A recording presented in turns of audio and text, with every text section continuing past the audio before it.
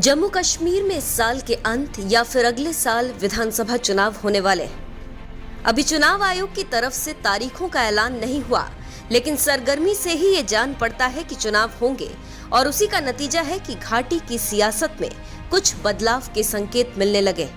जम्मू कश्मीर के पूर्व मुख्यमंत्री फारूक अब्दुल्ला के नेतृत्व वाली नेशनल कॉन्फ्रेंस और बीजेपी के तेवर एक दूसरे के लिए बदले हुए दिख रहे हैं। हाल ही में उमर अब्दुल्ला और जम्मू कश्मीर बीजेपी के अध्यक्ष रविंदर रैना ने एक दूसरे की खुलकर तारीफ की थी। अब उनके पिता ने नरेंद्र मोदी सरकार को लेकर अलग अपनी राय व्यक्त की है। रघुपति राघव राजाराम गीत को सांप्रदायिक करार देते हुए महबूबा मुफ्ती ने कहा था कि केंद्र सरकार कश्मीर में अधिकारों को छीनने के बाद अब हिंदुत्व का एजेंडा थोप रही है। वहीं इस मामले पर फारूक अब्दुल्ला की अलग राय। उन्होंने पूछा है कि आखिर भजन गाने में गलत क्या है। मैं खुद भी भजन गाता हूँ और इससे हिंदू नहीं हो जाता। उन्होंने कहा कि भारत एक धर्मनिरपेक्ष देश है और यहाँ कोई हिंदू अजमेर दरगाह जाने से मुसलमान नहीं हो जाता है। जानकारी देते चले कि स्कूलों में महात्मा गांधी की 153वीं जयंती से पहले इस गीत को गाने का आदेश दिया गया है। ये गीत महात्मा गांधी अक्सर गुनगुनाते थे और उनकी सभाओं में भी ये गाया जाता था।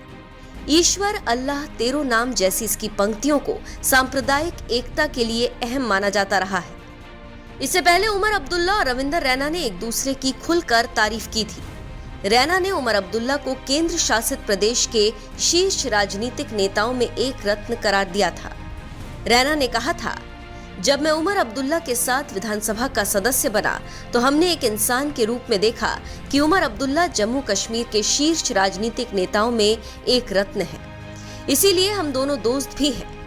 उन्होंने ये भी कहा कि जब वो कोरोना से संक्रमित हुए थे तो उनका हाल जानने वालों में उमर अब्दुल्ला पहले शख्स थे।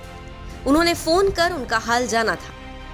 रैना के बयान पर प्रतिक्रिया देते हुए उमर अब्दुल्ला ने कहा था कि राजनीतिक रूप से असहमत होने पर राजनेताओं को व्यक्तिगत रूप से एक दूसरे से नफरत करने की जरूरत नहीं है। बस इसी बात को राजनीतिक विश्लेषकों ने पकड़ ली है और कह रहे हैं कि हवा उल्टी बह रही है और लग रहा है कि बीजेपी के करीब अब्दुल्ला परिवार आ रहा है और बीजेपी अब्दुल्ला के नजदीक जा रही है।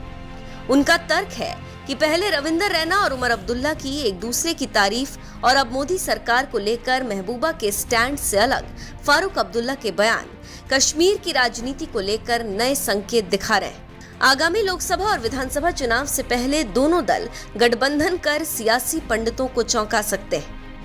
जानकारी देते चले कि पहले बीजेपी ने महबूबा मुफ्ती के साथ कश्मीर में गठबंधन किया था। दोनों दलों ने मिलकर सरकार भी बनाई। हालांकि दोनों के रिश्तों के बीच में दरार पड़ गई, लेकिन चुनाव से पहले बीजेपी नेशनल कॉन्फ्रेंस में अलग खिचड़ी पक रही है। देखना होगा कि आगे क्या होता है, लेकिन कहने वाले कह रहे हैं कि बिना आग के धुआं नहीं उठता।